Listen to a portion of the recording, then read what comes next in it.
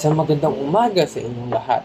Panibagong araw, panibagong vlog, panibagong lakas na naman ang share ko sa inyo para sa ating vlogging journey.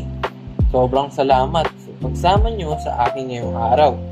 Kaya bago mag-umpisa, bago tayo mag-umpisa, may importanteng paalala muna ako para maging produktibo tayo. Naranasan mo na ba ang pagkagising mo sa umaga? Nakaramdam mo, pagod ka na agad, kakagising mo lang.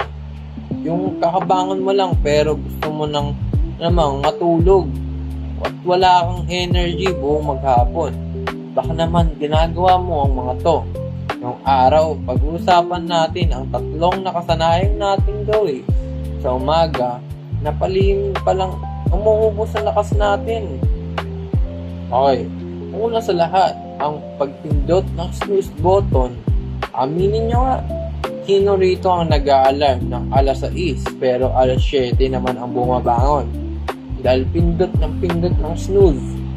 Ayon sa mga eksperto, kapag natutulog ka ulit ng paisa-isang minuto matapos mag-alarm, nagugulo ang sleep schedule o sleep cycle ng utak mo.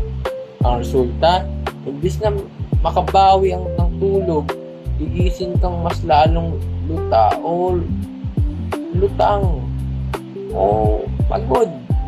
Wala kang energy buong maghapon. Wala ka ring energy pagkagising mo. Okay, pangalawa, ang pagkagising mo agad, hawak mo agad yung cellphone.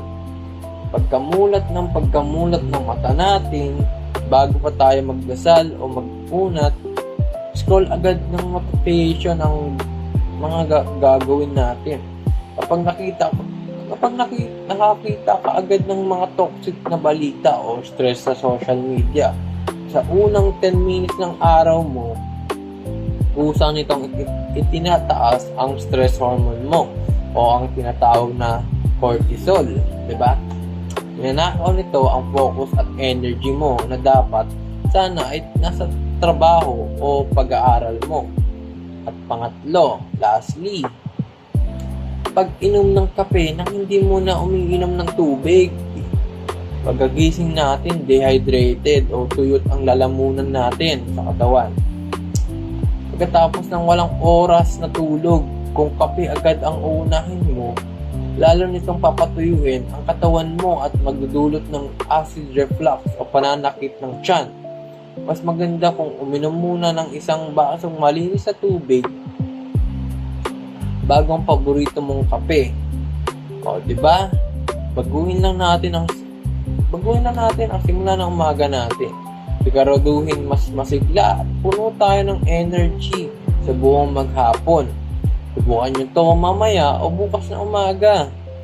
Kung matutunan kayo sa video na to, i-comment mo naman sa ibaba kung guilty ka ba sa pag-snooze ng alarm mo.